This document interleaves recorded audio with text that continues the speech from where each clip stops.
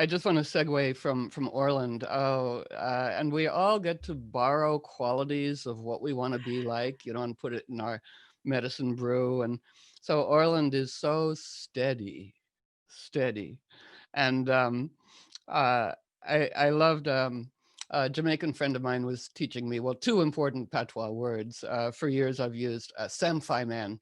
It means con man, and I love it because I've seen my Jamaican friend Claudette in action. She goes, "You take that some samfi nonsense away from me. You go right." And it's a wonderful word meaning con man because the word itself sucks the chi out of the con because it's playful. And so when I was last seeing her in March in Jamaica, I said, "Okay, what's the antidote to the con?" And she goes, "Solid, solid." I go, "Oh, that's great." And I was in a complex situation at the airport, needed a reliable person, and a woman said, "You can trust that man." And I go, "Because he's solid." And she goes, "Yes, there you go." So Orland is solid. And I loved him. What we're also going to do, invoking the ancestors who are hovering over this election, uh, Abraham Lincoln, New Orleans, Marie Laveau, she's my auntie right in back of me. And what he said, access to a cosmology and voodoo, right? This collaborative backstage, working with the divine, the channels between the invisible and the visible. So needed now and so much a part of this election. And what Oren said is the prophecies to be fulfilled. Um, and it was written about Marie Laveau that Marie Laveau, great voodoo queen of New Orleans, did not create cultural movements, but a woman of her substance, solid, understood what was at stake, saw a role to be played and played it to the hilt, helping to coalesce a scattered and oppressed peoples into a moment of dynamic cultural ecstasy. And we go, oh, so we don't have to create cultural movements. They're blowing, right? But we want to put up our sail and participate. So it's so powerful. And then just Oren said, or Orland said, the fall is the time of iron when iron enters our blood. And it's like, oh, that's so great because we're in a fairy tale realm now. And when people set forth onto a difficult journey, often tricked by a betrayal into a difficult journey, but it's going to turn out to be good for everybody. Uh, the hero or heroine is off with their wise animal, but they don't know where they're going. And they run into a wise Sufi beggar. See, how we treat people in fairy tales is everything to do with outcome. And the wise Sufi beggar says, "You don't know where you're going, do you?" "No, we don't know." And he says, "Take this iron ball," right? Iron is sacred to Mars, it's our desire, "and toss it and follow where it goes." Right. So we've all been given an iron ball. We're in a place of mystery, Commonweal, and all of us, it's like throw the iron ball of our desire and follow it. And because it's iron, right? It's gravitational pull. It pulls us into all the planetary orbits and takes us to the fairy world, right? Where we can get the next clues in the scavenger hunt. So I love that before deep winter sets in. So right. So, yes, well, here we are. There's a great old radio show that says, "You are there," right? July 4th, 1776, or "You are there," November 7th, 2020. Oof. And I like the sacred chant, even in our own, um, participatory, quiet realm, too. What remember the sacred chant, which is that precedes ha, ha, right? And just maybe a few little breaths if you feel like that.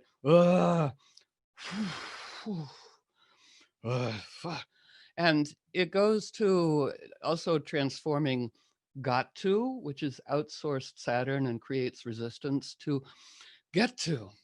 We've got to save democracy. We get to save democracy.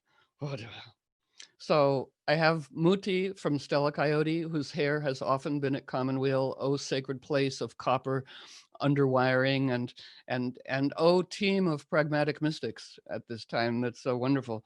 So I have this, coyote hair mixed with tobacco from Syria that I got with my friend Deborah, who lives in Syria and Vermont. And just for us before we do the Muti, Deborah said this powerful thing at the summer solstice. She said, "In the West, we think of the future in front of us, and the past in back of us, invisible. Who cares?" She said, "In Arabic mind, Middle Eastern mind, it's the reverse. We are gazing at the past in front of us, and the future is invisible. We craft the future by gazing at the caravan of our past mentors. It's like, okay, that's really good. So here we are. So coyote hair, tobacco from Syria. We say, oh, liberating trickster of participatory animism. You know, dance each one of us into place where we can do the most good, have the most fun, and contribute our gifts to the community in a way that is replenishing. So, yeah, exuberance is the antidote to exhaustion. So I do want to, yes, let me do this here. Uh, the realm of now. Whoops! Oh, where'd it go? Okay, there we're gonna do that. Okay, just yes. Right, wait a minute. Okay, all right. This will just take, yes, exactly all of us here. Whoops. All right. So I'm going to do this, and then here's uh here's our serious news report. All of these states that we've won tonight, and then you take a look at the kind of margins that we've won them by. Frankly, we did win this election. Will you shut up, man? Listen, Mr. Vice President, I'm speaking. That's the news report for now. That's good. So everybody's mythic self, right? And we're all befoibled. We're all befoibled, but whatever we speak to in another is the part of them we're inviting to dance. So I was just talking to a friend who's done many political campaigns, um, and she had been in Pennsylvania, and she said she's so surprised, at the incredible competence of Joe Biden. She goes, he's the guy we didn't want, we didn't know we needed, right? But right now, it's great. Um, and I want to also, so my journey that I want to take us on a little bit, going backwards and forwards, going, whoa. So I've been convening an election magic council that started some weeks back, and I go, well, we're voting in two worlds, right? So everybody make your own ballot, a beautiful ballot, the story of the earth and all that we love. And then we're each one going to go find a special place in nature and vote there, leave it there, as well as vote. And I love that because there was a wonderful woman in our group who's like, I was going to vote my conscience, and we were like, no, God, no, and write in a green candidate. But I'm liberated now. I can vote for what I really love and vote with full-heartedness in this secular realm. And we go, oh, that's great, that's great. So every day we've been weaving our connection to our special place in nature. I have a great sycamore tree, and bringing it presence, right? This reciprocal blessing. And everyone really felt the conversation, alive, that, our word inaugurate comes from the augur, the diviner within all of us, who would walk out into nature, consult nature, and nature by her patterns would reveal the appropriate enough human, and then they would be inaugurated. So that's really what we've been doing. So wonderful ally, excuse me, David Grimes, sent me this poem by Alfred K. Lamott. It's very much like this. He wrote it in 2017. I voted. I voted for the rainbow. I voted for the cry of a loon. I voted for my grandfather's bones that feed beetles now. I voted for a singing brook that sparkles under a North Dakota bean field. I voted for salty air through which the whimbrel flies south along the shores of two continents. I voted for melting snow that returns to the wellspring of darkness, where the sky is born from the earth. I voted for demonic mushrooms in the loam and the old democracy of worms. I voted for the wordless treaty that cannot be broken by white men or brown, because it is made of star semen, thistle sap, hieroglyphs of the weevil and prairie oak. I voted for the local, the small, the brim that does not spill over, the abolition of waste, the luxury of enough. I voted for the commonwealth of the ancient forest, a larva for every beak, a wing-tinted flower for every moth's disguise, a well-fed mammal's corpse for every colony of maggots. I voted for the open borders between death and birth. I voted on the ballot of a fallen leaf of sycamore. Ah, oh, that cannot be erased, for it becomes the dust and rain, and then a tree again. I voted for more fallow time to cultivate wildflowers, more recess in schools to cultivate play, more leisure, tax-free, more space between days. I voted to increase the profit of evening silence and the price of a thrush song. I voted for 10 million stars in your next inhalation. Go, vote, devote, devote. So this is powerful. And I want to just, I'm going to bring up the chart of now for fun. And if you know astrology, that's great. And if you don't, it's just our place. So here's Commonweal. Um, and here's, oh, this is East, the way charts are. And this is a live action chart of now into which I want to bring some things. But to situate ourselves today, the sun at 15 Scorpio, this is true Halloween, right? So we rounded off to October 31st, right? But Halloween is one of the 4 cross-quarter holidays celebrated as much as equinoxes and solstices. And it's when the sun is at 15 degrees of the fixed signs, exact mid-season. And here we are. And I was looking forward to this day going, this is where we all, in the spirit of Marie Laveau, call it in. We call it in. The entire history of gatherings has always been people would gather and we don't source power, we invite it. And one of the purposes of art is to magnetize power into the world, to animate the proffered template. So any act of dedicated craft magnetizes power.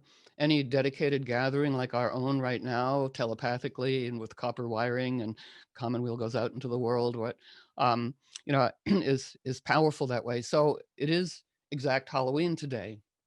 And just to introduce some of the players. So when I left the Republican convention as Mythic Press in 2016, I fell to my knees. I fell to my knees because I knew what was going to happen and how horrible it would be. And I was remembering the work, we're remembering all our mentors of a spirit auntie, Dion Fortune, uh, very interesting woman in 1940s England. And here's a kind of Commonweal thing. So Dion Fortune was engaged by the British government to convene with all the ritualists of England by mail, right? We have Zoom, by mail, to protect Britain from the Nazi invasion. And what she had to offer is so important. She goes, we weren't harming anything. We weren't even against, we were protecting. And I found so much of what she said invaluable to work with. She said people in in the early 40s were saying, when will the war end? And she said, can't tell you when. I will tell you how. It will end when the conditions that gave rise to it are resolved. We go, okay, right? So the roots of whatever we're doing, and as a political savvy friend just now said, Trump's not exactly going away. He's going to go auction off American intelligence to the highest bidder in Saudi Arabia or whatever. In it, just and also just for the fun of it, um, like how in cheesy horror films, when, the psycho killer is dead and it's like, oh, what a relief. And then they leap out again one more time. Right? And it's like, so we are gathering our steadiness and craft, everything that's ever been useful, and how shall we practice it? So we bring in, spirit mentors, ancestor mentors, and go, ooh, fill us, with these qualities. So we remember that when Richard Wilhelm was in China translating the I Ching, there was a terrible drought, and the villagers summoned the Taoist rainbringer. And he sat, in meditation for 3 days, apparently, and it poured and poured and rained. And Wilhelm went to him and said, um, how did you make the rain come? And the Taoist said, I didn't make the rain come. Where I live, things are in harmony. And when I came to your community, it was so whacked out, it took me 3 days to come into balance. And when I came into balance, the rains came, right? So How can we be, microdosing Orland steady, steady, solid, syncretized with the Taoist Rainbringer? We love that. So Mercury today is at 27 Libra, which is the same degree as Kamala Harris's sun, S-U-N. It's got a beautiful image. Its image is a person in deep gloom, unnoticed, a glowing circle of angels surrounds them. And I love that image. It's for all of us, Mercury now. Um, and it's for the Kamala Harris part of the dream. But I love it because when we're alone, we can all be the person in deep gloom. But when we gather, like now, we're the glowing circle of angels. Um, so, in following Mercury, again, guardian of the crossroads. And I loved what Orland said, and I also love Robert Farris Thompson's book. He says, this means that one must cultivate the art of recognizing significant communications, knowing what is truth and what is falsehood, or else the lessons of the crossroads, the point where doors open or close, where persons have to make decisions that may forever after affect their lives will be lost. And then we add, but if we gather at the crossroads, Legba Mercury presides, and we're all at a crossroads.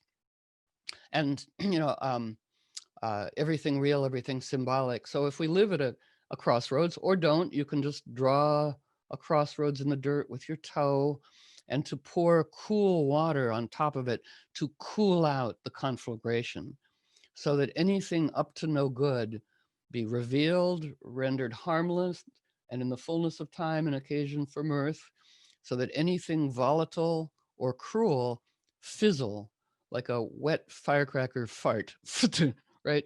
And to brew our own mix. So with my team, we've been, on Tulsa which was the summer solstice, and then Trump was going there, um, and I've talked to really good police people too, and who were really worried, and but we're allowed to say anything these days. And so I was talking to the head of the Atlanta police, who was a pretty dedicated.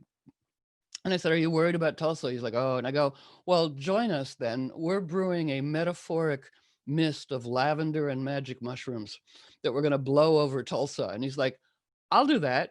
Okay, so remember that psilocybe mushrooms legal in Oregon and Washington D.C. now. It's a start.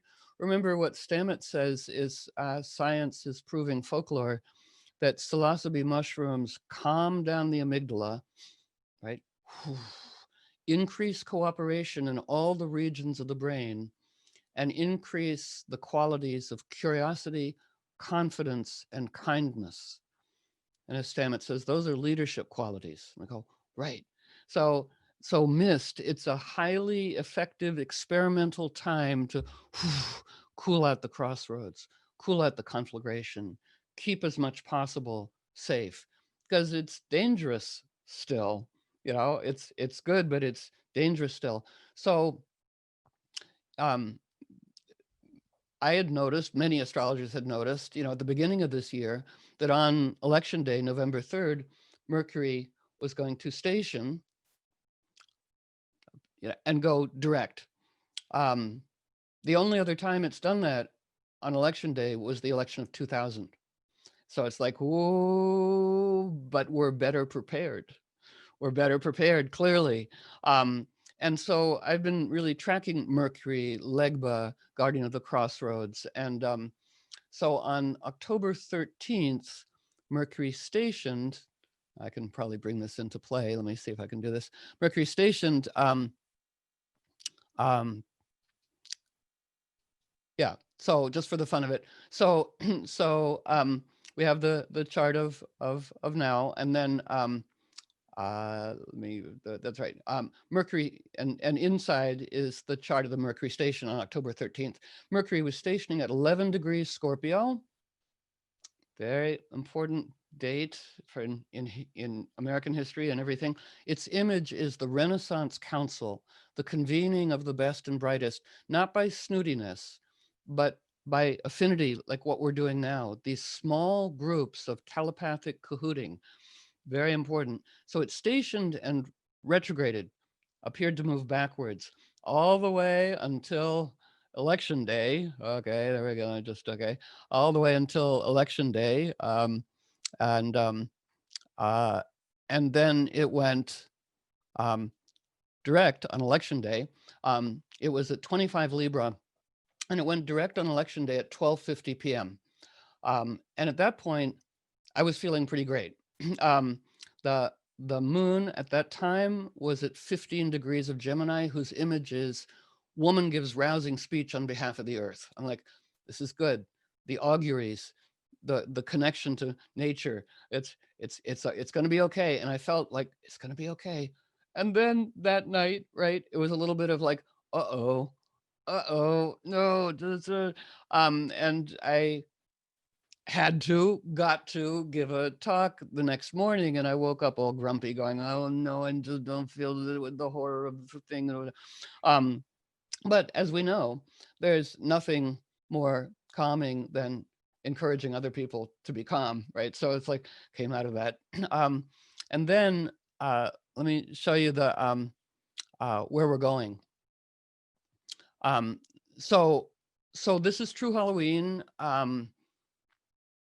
Other things to fill in as we go, but Mercury will be out of its shadow, meaning it will have returned to where it was when it began this journey, October 13th, station on election day, and go out November 19th.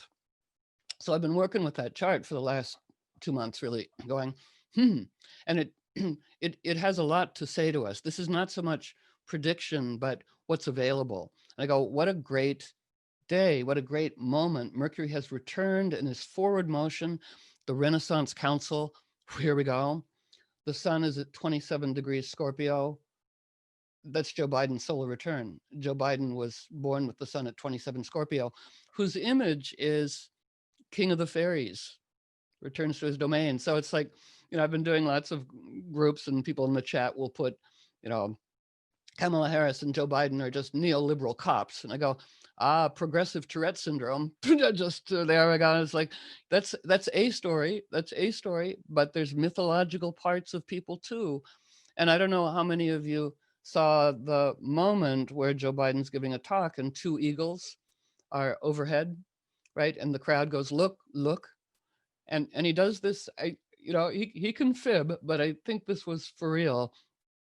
Um, he said, maybe this is too personal, but he said, my son Bo, who died, loved eagles, and he would sit, in a chair and watch this eagle over this lake that we had to take off. And when he died, I sat in his chair, and I and I saw the eagle take off. And then he said, and I'm moved by his authenticity. He said, I haven't seen an eagle since then. And that was on the full moon right before Halloween. And it's like, ooh, participatory animism, the auguries. There is, the worlds are suffusing. Nothing is ever just one thing. And what do we vote or encourage? You know, and then I go, well, that's cool. Um, and on November 19th, Venus is at 27 Libra, where Mercury is right this moment, Kamala Harris's sun. She's born at the exact full moon. The sun at 27 Libra, the moon at 27 Aries, whose image is woman, a large audience for a woman who liberates them from their expectations. And I would just invite us all to be liberated from expectation, be savvy and discerning, and there's much work to be done, but it's seeing everyone's mythic self as, and on levels. So I was looking at that going, the sun is where it was when Joe Biden was born. Venus is where it was when Kamala Harris was born. And then I go, November 19th, that's the Gettysburg Address. Um, and I want to bring the Gettysburg Address into play here. Uh, okay, so here's the Gettysburg Address, November 19th, 1863. Um, the sun at 27 Scorpio. The moon at 18 Pisces. Look, the Neptune in the sky right now is on the moon of the Gettysburg Address. Where Abraham Lincoln, as Orland wisely said, befoibled, said some terrible things about Black people, then did good things. Um, but remember, the government of the people, by the people, for the people shall not perish from the earth. And then we add, but shall put its roots down ever deeper and its branches spiraling, into all-inclusive bloom. So it's not just America. Let us be on the front lines of dissolving the front lines there. Um, but I loved looking at that, and Mars and Jupiter conjoined at 11 Scorpio. Remember 11 Scorpio, the Renaissance Council on November 19th, 1863. So I go, all right, we've got backup. We've got the Gettysburg Address. And then it was very heartening that, because I've been working this for 6 weeks here, Joe Biden went to Gettysburg, right? And he said those lines, and he gave a speech about unity. And we go, oh, good things can enter into all of us. He was dancing and deft. And we go, oh, how fabulous. So there was that. Now, um, just to come back to Dion Fortune, with whom I've been kind of working, so engaged by the British government to collaborate with all of the ritualists in Britain to do real. I mean, this was not a weekend workshop. They'd been really crafting their skills at visualizing, that metaphors are the incarnational garb whereby power enters the world. And she said it was essential for our work of protecting from the Nazis that we maintain an atmosphere of serenity in our homes, in our Commonweal, in our gathering places. Otherwise, how could we have hoped to be a nucleus of stability for the nation's soul? I go, oh, let's up our vocabulary. Anything for which we have a word, we have a relationship. So to be a nucleus of stability for the nation's soul. Um, and I hope I remember to come back to that, because there's playful things to be said. But and then she said, this working with vision, she said, part of our serenity was due to our practices, but also due to our absolute dedicated certainty about the desirable outcome. And she was writing this when the bombs were falling. She was like, no, steady, steady, steady. And she said, this is not prophecy in the usual sense, but when we work with vision and imagination, and it was she that said, the purpose of ritual magic and gatherings is to spiral into group mind, expanded wisdom, and tolerance. There you go. And she said, it's not prophecy exactly. It's just as though, let's put us at Commonweal, it's just as though we were standing on a cliff overlooking the sea. We can see a boat coming in sooner than those on the beach, right? And so how shall we see this boat of democracy? I love that. And then she said, so they were animating, egregores, thought forms, like the Statue of Liberty or what, just breathing life into it. But so she said, well, we animated angelic patrols to protect the British coast, and where things were dangerous, we would create a template and invite in powerful protectors. Well, I've always thought that Commonweal was a very trippy, interesting place for such things, and telepathically as well. So, and then she said, well, who likes going deep into the sea in their imagination, and they go, okay, you protect against the submarines. You in your imagination do a deep, deep, deep, deep dive. And I don't know how many of you, for the fun of it, the serious fun of it, have seen the movie My Octopus Teacher. It's really, I highly recommend it. It's in the memosphere. It's just deep, deep, deep. It's so beautiful. It's part of the expanded news, and it's on Netflix. It's a man, a marine biologist at the tip of South Africa, and he goes every day to study and form a relationship to this octopus. Um, and octopus only live a year, right? So he develops this deep admiration and friendship for this extraordinary being, liquid animal in the deep, deep, deep of the ocean. And he's weaving this strand of intimacy and trust between it, right? Again, the admiration. And it reminded me also of all these different skill sets that we now get to customize for each one of us. What's the quality that we want to, invite into us to be more effective? And he's so admiring of the octopus's incredible intelligence, right? Within 1 year, only has a year. So much you can do with a year of incredible craft and intelligence and disguise. Um, and everything can be liberating or imprisoning, including disguise. And I ran across this quote from Lewis Hyde. Trickster myth derives creative intelligence from appetite. It begins with a being whose main concern is getting fed, and it ends with the same being grown mentally swift, adept at creating and unmasking deceit, proficient at hiding tracks, and at seeing through the devices used by others to hide theirs. Trickster starts out hungry, but before long is a master of the kind of creative deception that, according to a long tradition, is a prerequisite of art. And I just think this is just an intriguing, positive intrigue, and wonderful ancestor environmentalist. After he died, I was looking at the talks he gave, and he gave a talk on beauty and danger. Beauty and danger are inextricably intertwined in nature, as they are in our lives now, right? So beauty and danger. And he said, well, that's why art openings are so boring, right? You need a little danger to the spice, a little positive intrigue, and the metaphors. So, so November 7th, 1972 is when Joe Biden was first elected to the Senate. We go, and I want to bring up, because Lady Bird mentioned Van Jones, and I want to play Van Jones because it is powerful and extremely pertinent to us. So.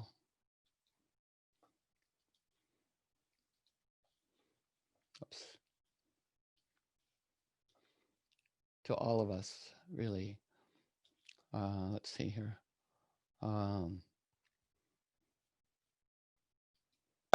I want you to listen to Van Jones. Listen to what Van Jones has just said, because it's prescient, it's meaningful, it requires empathy, and I ask for that from all. Listen to what he has to say, and we'll take it on the other side. Son of Scranton and the daughter of immigrants are headed to the White House. It is a sign of what can happen in this country. You can become anything you want to be. Anderson? And it was the state where the Commonwealth where Joe Biden was born. And it is on the same day, 48 years ago, that he was first elected to the Senate, November 7th, 1972. Van, what are your thoughts? Well, it's easier to be a parent this morning. It's easier to be a dad. It's easier to tell your kids character matters. It matters. Telling the truth matters. Being a good person matters. And it's easier for a whole lot of people. If you're Muslim in this country, you don't have to worry if the president doesn't want you here. If you're an immigrant, you don't have to worry if the president's going to be happier to have babies snatched away or send dreamers back for no reason. It's a vindication for a lot of people who have really suffered. You know, the I can't breathe. You know, that wasn't just George Floyd. That was a lot of people that felt that they couldn't breathe. Every day you're waking up and you're getting these tweets and you just don't know. And you're going to the store and people who have been afraid to show their racism are getting nastier and nastier to you. And you're worried about your kids and you're worried about your sister. And can she just go to Walmart and get back into her car without somebody saying something to her? And you spent so much of your life energy just trying to hold it together. And this is a big deal for us just to be able to get some peace and have a chance for a reset. And the character of the country matters. And being a good man matters. I just want my sons to look at this. Look at this. It's easy to do it the cheap way and get away with stuff, but it comes back around. It comes back around. And this is a good day for this country. I'm sorry for the people who lost. For them, it's not a good day. But for a whole lot of people, it's a good day.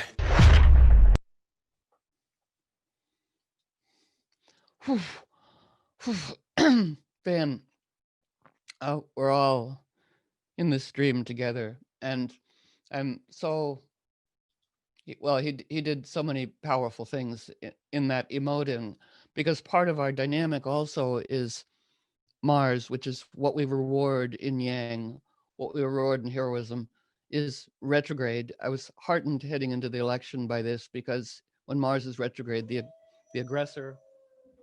I realize I'm coming close to my time. Okay, but the aggressor always loses, right? And Mars will station and go direct on November 13th, Friday the 13th, sacred to sexy women. Friday is sacred to Venus, 13 lunar months of the year. So Friday the 13th, you were supposed to make love all day, or at least make art all day. And the Christian monks were like, that's unlucky for us. So here's Friday the 13th, and very witty of Mars to go, and then go outward in the animation of Van Jones weeping with kinship and concern. We go, how beautiful. So there is much corruption to be composted into nutrient for democracy.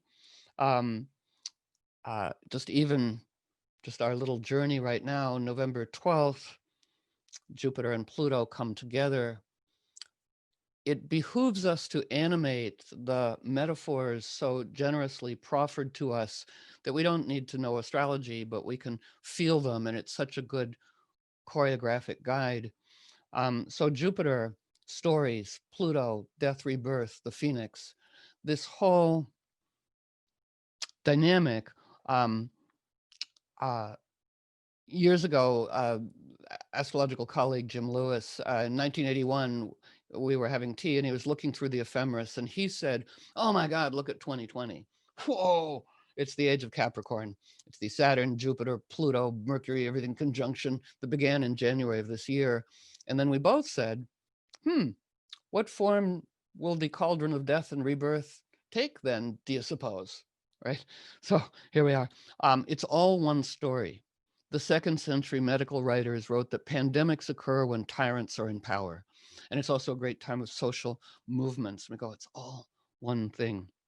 But he at that time, had said Jupiter, Pluto, good for publicity. And I thought that was odd, but I noticed okay, so Jupiter's story, Pluto, death, rebirth, its totem is the phoenix, what shall we ladle out of this cauldron to be animated by our cooperation with the visible and the invisible?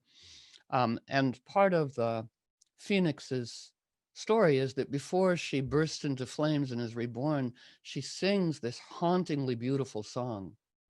And all of creation stops and listens and is reminded of what's really important: beauty and art and kindness and reciprocal blessing and mutual aid. And then the phoenix bursts into flames and is reborn. So I go, phoenix got a lot of publicity. All of creation listened to her song. So to each one of us, it says, what is our phoenix's song? In what form will we sing it? To spiral beauty and wisdom and what's really important into the world. There's backup for this, right? So December 14th, or it's still all an adventure, is the Electoral College convenes. And on that day, there's an eclipse, right? So it's like all hands on deck team to animate the desirable. An eclipse by what do we want to be eclipsed by what? Okay, skullduggery by authenticity, but it really wants working. The solar eclipse will be at 23 plus Sagittarius. That's Nelson Mandela's rising sign. Come on in, everybody. its image is the bluebird of happiness perched on the gate of a little cottage.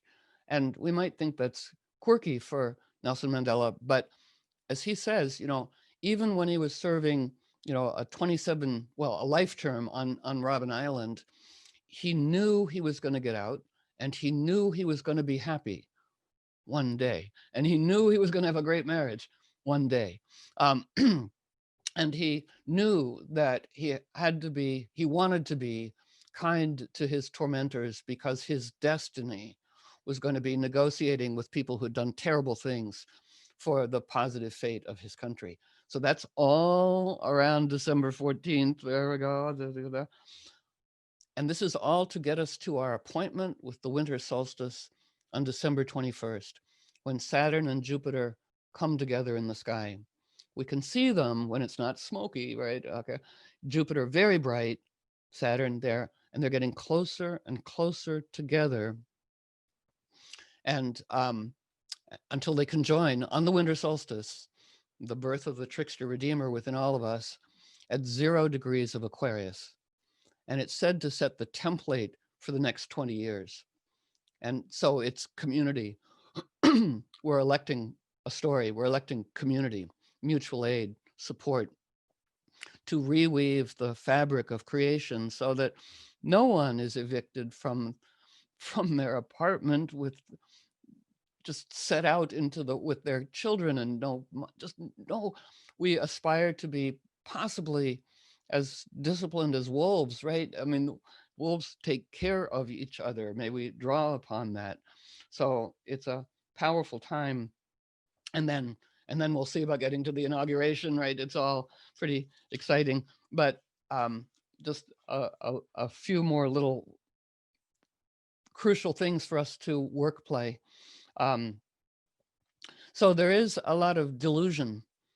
De ludo means out of the game. De ludo. In ludo is the game. So there is a weird phenomenon of people in alternative health and astrology and yoga communities being quite batshit in a QAnon sense, right? And it's like, and how do we? It's a great evolutionary challenge for everyone, because the Dementors of Doom, bless their hearts, feed on conflict and strife and heat and polarity. As Druid John Michael Greer said, if you want people to get nothing done but conflict, convince them they're on one side of something, and you will only get heat. Right? So we're here to be agents of cool response in a hot reactive world, cooling it out, cooling it out. He says, so what 2 needs is 3, which is the unifying story. Here we all are. Here, this is where we're going. Here we all are. So we are story crafters, And so, I every now and then attract, QAnon people on Facebook or whatever, and it's like, So the one thing I've found useful, right, to spiral out of polarity, somebody goes, oh, and these are some famous people, vegan heads of multi-level, holistic food, whatever, who have put videos out about everybody get a gun and shoot Democrats. I mean, really, it's like, well, and so I go, may all beings awaken self-possessed rather than possessed, right?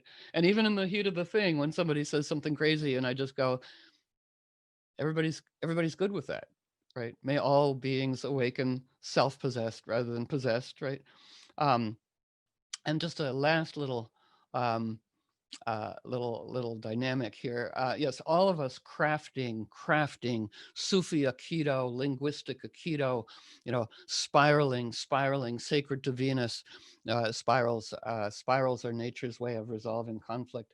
So just a little bit of this dynamic. So Jim Lewis and I were looking at this in 1981 and going, cauldron of death and rebirth. And then here's Jupiter. And they're the same degree right now, which is about honoring the right people, honoring worthy people, that particular degree.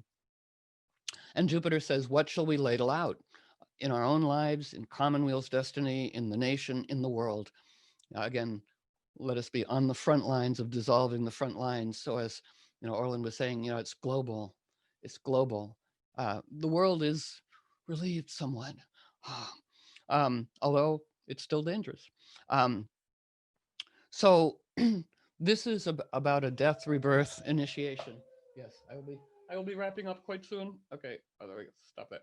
Okay, um, and so um, our prayers, right? What do we ladle out of the cauldron? May this country emerge from this cauldron of death and rebirth with kinship and altruism and kind ingenuity, right? That's part of what we, and that's part of what people are celebrating. And I'm so glad that Van Jones, that we mentioned George Floyd, uh, who I just want to bring in for a moment.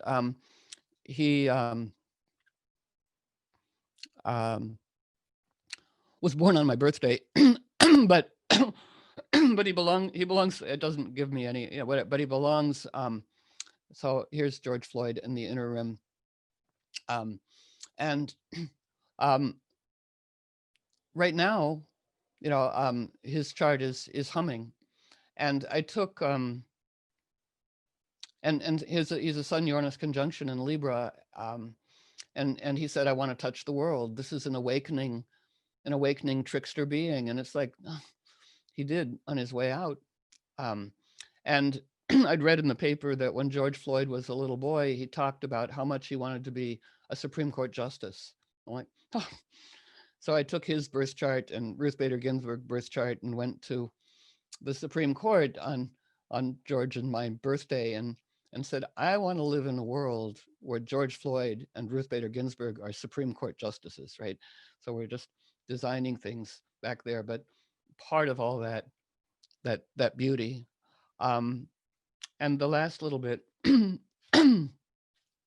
how can people become possessed by toxic, self-inflating fantasies? And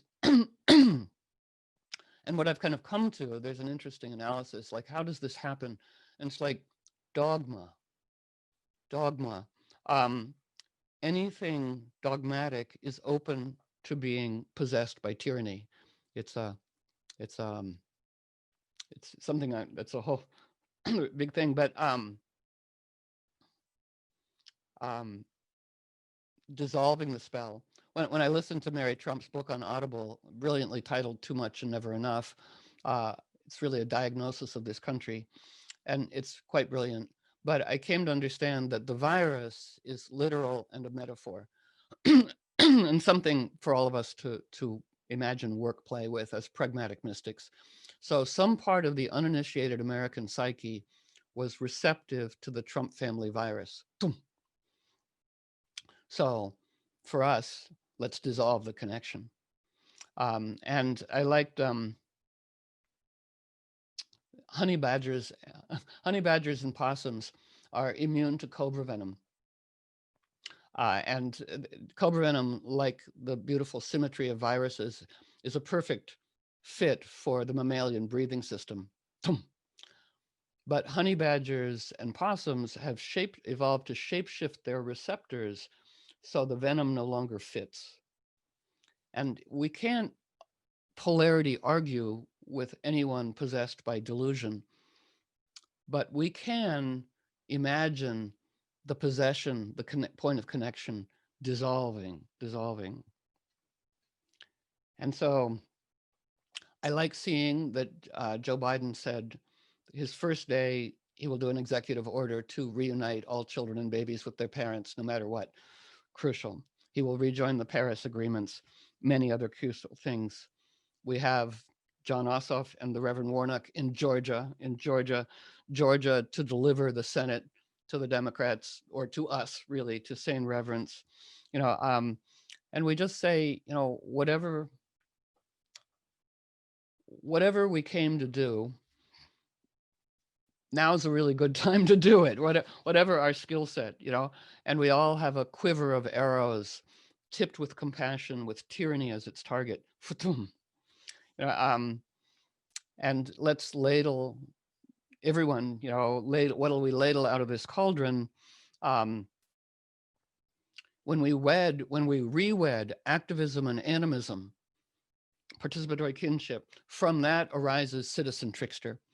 Like all the great folk heroes, High John the Conqueror of the South, Marie Laveau, Scheherazade, the power of the woman storyteller, or the High John the Conqueror, or even the King Arthur, is they're interested in liberating women, the land, men, even the tyrant, not counting on it, but liberating the entire circumstance, right? And that's part of our weird from which we get to play. If all war is a failure of imagination, then all peace is a triumph of imagination. And then just in keeping, Uranus, nature's evolutionary trickster, says, all I want from you humans, is a gesture of availability. Again, for all of us to be danced into the place where we can do the most good, have the most fun, contribute our gifts to the community. And Uranus says, we are big gods dancing with you. We just want you to make a gesture of willingness and availability. Like, we are willing, we are willing. Come on, team, just raise your hands, throw off the inquisition of self-suppression or inhibition, right? We are willing. And the backstage gods go, look at all those good humans. They've hoisted their sails of willingness. Let's go. All right. Thank you, team. We're hoisting our sails of willingness. Yes, hoisting our sails of willingness. Let's go. So, do you have a few moments for questions, just so the honey badgers and the possums of the future can look into the cauldron and see if they need any clarification on any of the instructions that were put out? Could I ask, Caroline, where did you get that video of which one? The one of the Avengers? The Avengers, yes. Yeah, no, so on Twitter, everything's got its value. Somebody said, this is the content I'm looking for the news, and I can send it to Oren and he can post it somewhere. But it was just, it's rousing, right? It's cheesy and rousing in a fabulous way. And we all in our hearts, and Commonweal's a part of that, we yearn for the gathering of befoibled humans dedicated to a noble cause, overcoming, befoiblements or whatever, going, absolutely, yes, Nancy Pelosi, yes, we are all inviting the best. But yeah, I'll send it to Oren, the link. Well, and we must be cheesy and rousing also, yes. Right, we're not cringing in front of any inquisition of high taste. Thank you so much. Thank you, Caroline. You're welcome. You're welcome. I had a clarifying question about our assignment, beloved Caroline. It's Lynn speaking here. And you, in fact, told me this about my 0 degrees Aquarius rising sign, but you said something about where Saturn and Jupiter are coming together in 0 degrees Aquarius on the solstice. Yes. And since we're going to be in the dark of the dark with this death and birth, that was the particular part of the assignment. I was like, did I get that? What we're walking towards? Well, I'll just add more metaphors. When we had the full moon Taurus Scorpio on Halloween to work with, and it was the moon exalted in Taurus. It's Big Mama Earth reporting in now, and it's like, all right, come on, we're working. And it's where Uranus is now, and its image is a Christmas tree creating inner happiness in dark hours, right? And it's a degree of vivid faith in a transformed future. So we do want to animate the desirable. And when Mercury emerged from its shadow, or emerges from its shadow on November 19th, Gettysburg Address, Joe Biden's solar return, etc., the moon will be at 0 Aquarius, holding place for our appointment on the winter solstice. Its image is an old Adobe mission in the desert. We might change the colonial word mission, but you get the gist of it. It's all, when culture's in big trouble, it turns to its outsiders. It's all the income free, all, who are empathic outsiders with insider connections. Everybody come into play. And it does set the template for the next 20 years. May it be, reverent ingenuity, biomimicry, humans with manners to humbly cooperate with nature's guiding genius, crossing borders, forming alliances. But I view Commonweal and all of us as part of that, that we love, the round or maybe the oval table, befoibled humans gathering for a noble dedication for the good of all being, dedication to collective well-being. And when I've been talking to Trump people, because I do that thing, going, it's also good to be surprising, to reverse things like, I go, what's your definition of wise leadership? Oh, what's your definition of the purpose of government?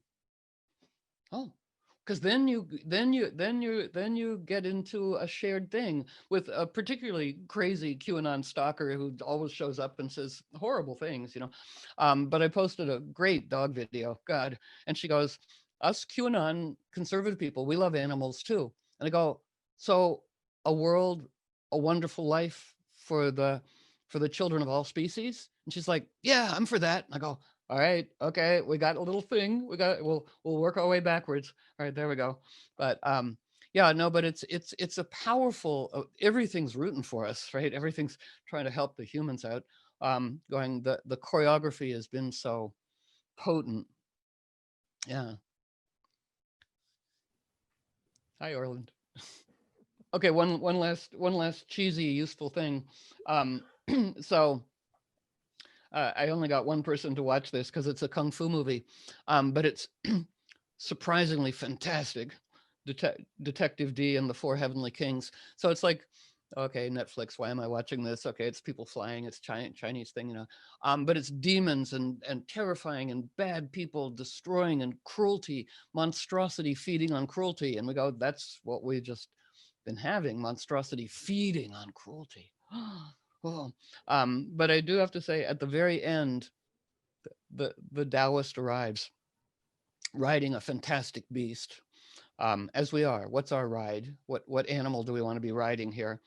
And he confronts the scary, bad, murderous people and the demons, whatever, and he just says, "Life is infinite and precious. Why would we allow hatred to contaminate it? Hatred is endless once you release it. The demon is always with you. Inner demons urge us to kill. Expel them from our hearts, and the weapons will disintegrate." And the bad people throw this weapon, and it, and it encircles the Taoist's head in a prison, but then their heads are in a prison as well. And again, he just repeats, "Expel hatred from your heart, and the weapons will fall down." And it's very earned. The demons and the bad people fall to their knees, and their hearts begin to open and the weapons fall off. It's very powerful. All the demons bow and are liberated, and the Taoist says, "Hell is full of suffering. Enlightenment can wait. Sorry I was so late. Right? I didn't realize it was that dangerous, but there you go." Anyway, so that's part of our repertoire, right? It's part of our repertoire, how we can participate by not feeding the dementors who like strife and polarity. It's full on practice, right? It's and to be even better than we, well, or better than we are, going, hold us to these vows, that we be agents of cool response in hot reactive world. Right. Thank you. Thank you for those instructions. May all demons' hearts break open and the weapons disappear.